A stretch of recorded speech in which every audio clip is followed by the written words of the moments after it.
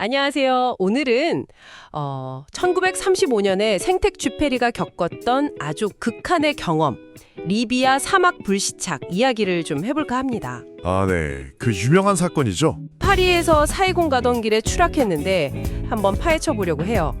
저희가 참고한 자료, 사막에서 배우는 삶과 비즈니스를 통해서요. 네, 맞아요.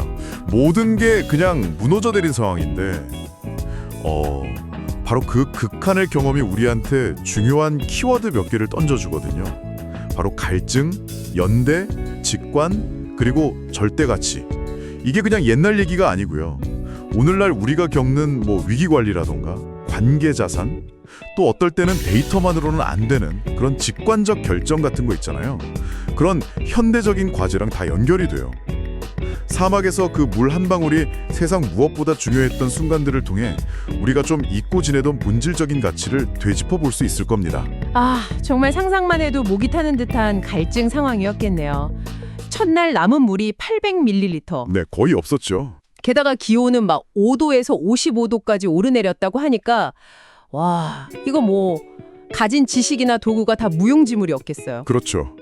어쩌면 이게 갑자기 닥친 시장 붕괴나 예상 못한 프로젝트 중단처럼 우리가 비즈니스하면서 겪을 수 있는 그런 막막함이랑 비슷하지 않을까요? 네, 정확합니다. 근데 중요한 건요, 이 갈증이라는 게 그냥 고통으로만 끝나는 게 아니라 문제를 딱 직시하게 만들고 어떻게든 살아야겠다 이런 의지를 막 끌어올리는 그런 계기가 됐다는 거예요. 생텍쥐페리가 그 공포를 내 안에서 부는 모래폭풍 이렇게 인식을 하고 아주 작은 행동들 있잖아요. 맥박을 재본다거나 주변을 계속 살핀다거나 하는 마이크로 루틴으로 버텨냈다는 거죠. 여기서 얻는 통찰이 뭐냐면 위기 때는 막 방대한 데이터 분석보다 오히려 현장의 아주 작은 신호, 그러니까 스몰 데이터에 집중하는 게 돌파구가 될 수 있다는 겁니다. 혼란 속에서 핵심 단서를 딱 찾아내는 거죠. 와, 절망 속에서도 포기하지 않고 둘째 날 밤에는 그 마그네슘판이랑 지도로 작은 모닥불을 피웠다는 얘기는 정말 인상 깊었어요. 네, 그랬다고 하죠. 여기 사람이 있다, 이런 필사적인 신호였는데 이게 무려 40km 밖에 있던 베두인한테 발견될 줄 누가 알았겠어요. 진짜 영화 같아요. 바로 그 모닥불이 연대를 상징하는 거예요. 단순한 불빛이 아니죠. 누군가 나를 발견한다면 나는 꼭 살아있어야 한다. 이런 강한 책임감이 같이 있었던 거죠. 이게 그 케빈 켈리가 말한 1000명의 진정한 팬 개념하고도 좀 통하는 면이 있어요. 아주 작은 신호라도 그걸 알아봐주는 소수, 그러니까 당신의 핵심 지지자들에게는 생존의 좌표가 될 수 있다, 이런 의미로 볼 수 있거든요. 실제로 어떤 화장품 스타트업이 위기에 처했을 때 고객 3000명한테 직접 전화를 걸어서 진심으로 소통하는 공감형 대응을 했대요. 그래서 신뢰를 회복하고 오히려 더 성장했다는 사례도 있고요. 위기일수록 핵심과의 연결이 중요하다는 거죠. 그렇군요.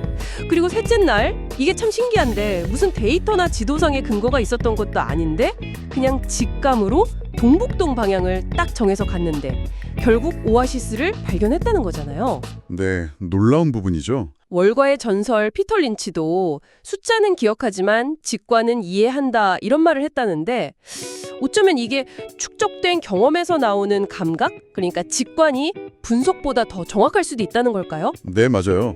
이 자료에서는 이 직관을 재밌게도 감각적 데이터 사이언스라고 표현하더라고요. 뭐랄까, 수많은 경험들이 우리도 모르게 무의식 속의 패턴으로 저장이 되어 있다가 결정적인 순간에 딱 발현된다는 거죠. 그리고 마침내 그 베두인이 건네준 물 한 방울.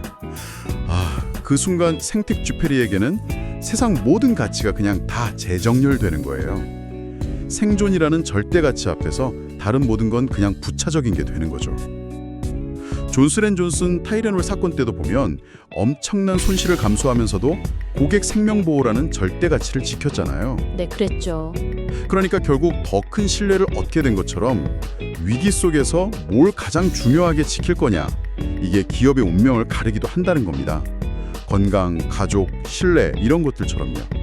측정은 어렵지만 본질적인 가치들 말이에요. 결국 사막에서 살아남은 건 한 번의 극적인 결정 이런 게 아니라 30분마다 쉬고 물 아껴서 나누고 발자국 각도 조금씩 조정하고 이런 작은 개선들이 차곡차곡 쌓여서 이루어진 거네요. 네, 맞습니다.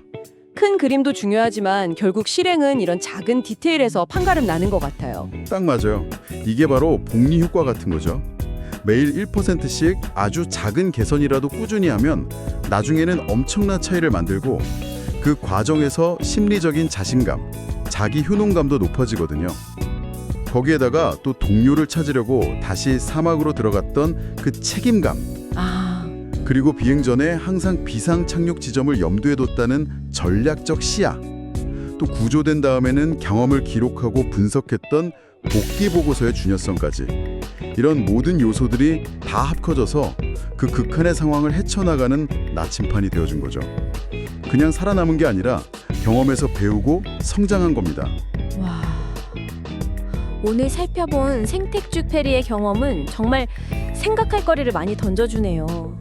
극한의 갈증 속에서 문제를 명확히 인식하는 것, 작은 신호로 연대의 가능성을 찾는 것, 데이터 너머의 직관적인 통찰, 또 생존 앞에서 재정렬되는 절대 가치, 꾸준한 작은 개선의 힘, 그리고 서로에 대한 책임감, 이런 어떻게 보면 아주 인간적인 좌표들이 오늘날 우리의 삶이나 비즈니스라는 사막에서도 여전히 길잡이가 될 수 있다는 생각이 듭니다. 그렇습니다.